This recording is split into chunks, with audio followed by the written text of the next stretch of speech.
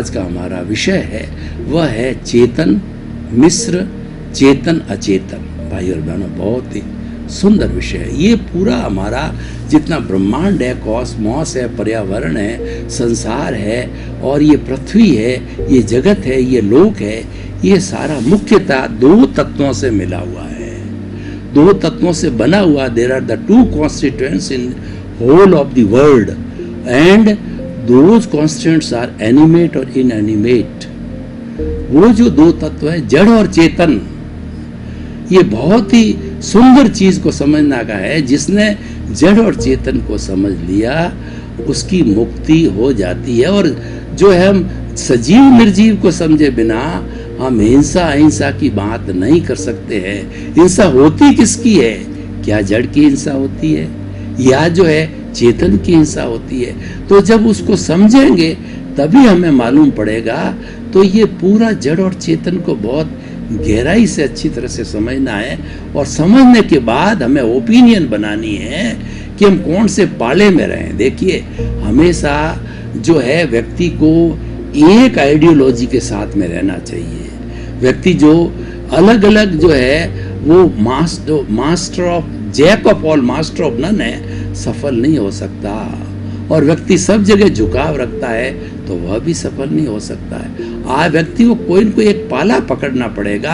आप कभी बीजेपी में आ गए, कभी कांग्रेस में चले गए, फिर किसी तीसरी पार्टी में चले गए तो आपकी राजनीतिक मौत है, ये आपका राजनीतिक कैरियर समाप्त है। तो इसीलिए आप है कभी इंजीनियर काम करने लगे, कभी डॉक्टर का करने लगे, कभी सीए का करने, तो लाइफ में सफल नहीं हो सकते हो।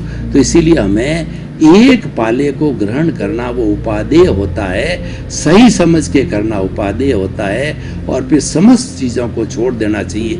जो वेस्टर्न लोग होते हैं एक विषय पकड़ करके अपने कहना चाहिए कि अपने 25 वर्ष की जो यंग एज होती है उस अवस्था में पकड़ते हैं और बुजुर्ग होने तक एक ही चीज में इतने गहरे गहरे गहरे बैठ जाते हैं। तभी वो इन्वेंशन करते हैं, इनोवेशन करते हैं, उनको नोबेल प्राइज मिलता है और कई चीज़ों की खोज करते हैं। हम अलग अलग विषयों को करते हैं तो हम गहराई में नहीं बैठ सकते। कैसे नहीं पा सकते हैं? मैं आपको उदाहरण दूं कि मुझे एक कुआं खोद करके मीठा पानी है नीचे उसकी प्राप्ति करनी है, वो 100 फुट पर अथाह पानी है।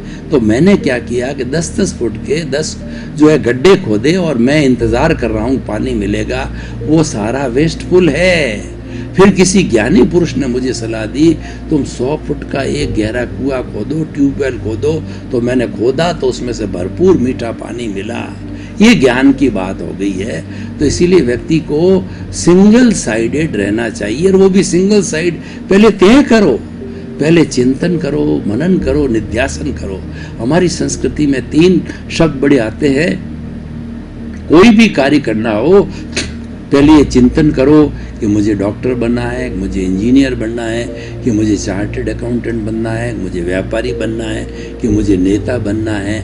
और ये चिंतन फिर मनन करो गहराई से कि मेरी योग्यता है कि नहीं है। मैं कहने से क्या होगा, मेरे में तो योग्यता इंजीनियरिंग की है लेकिन मैं डॉक्टरी में चला गया था, सफल हो जाऊंगा।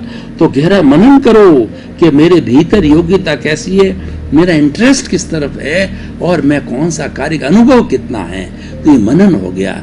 ये मनन होने के बाद निध्यासन करना, वो हमारा क्रियान्विति का पार्ट होता है कि फिर आप एग्जीक्यूशन में लग जाओ, इंजीनियर की डिग्री लेकर के और फिर इंजीनियरिंग कारखाना खोलो या प्राइवेट सेक्टर में चले जाओ।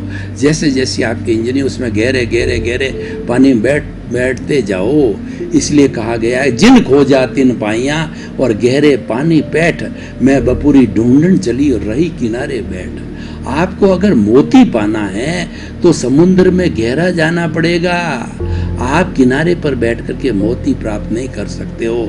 जो गोताखोर होते हैं पूरा अपना किट पहन करके वो गहरे गहरे जा करके सीप के मुंह खोल करके मोती निकाल करके लाते हैं। किनारे पे बैठा हुआ व्यक्ति नहीं ला सकता। गहरा गहरा जाना पड़ता है, अनुभव करना पड़ता है, जागृति रखनी पड़ती है। प्रीति थी जागृति और अनुभव, जब हमारा अनुभव बढ़ता है तो हमारे केवल ज्ञान में भी क्या होता है कि शुरू से हमको ज्ञान मिलने के बाद 2% का अनुभव होता है, हम जागृति रखते हैं, जन्मांतर में जागृति 2, 4, 5 भवों के अंदर रेगुलर 365 दिन हर क्षण जागृति रखते हैं, तो जागृति बढ़ते बढ़ते हम 360 डिग्री पर आ जाते हैं और वो हमारा केवल दर्शन होता है, केवल ज्ञान होकर के हम इस शरीर के अंदर भगवान बन जाते हैं और भगवान बन करके धीरे धीरे जो है हमारा आयुष्य की समाप्ति करके हम सिद्ध बुद्ध मुक्त निश्चित हो जाते हैं। तो भाई और बहनों, मैं जो बात कर रहा था जड़ और चेतन की, तो हमारा जो विषय उस पर आता हूँ, ये भूमिका थी।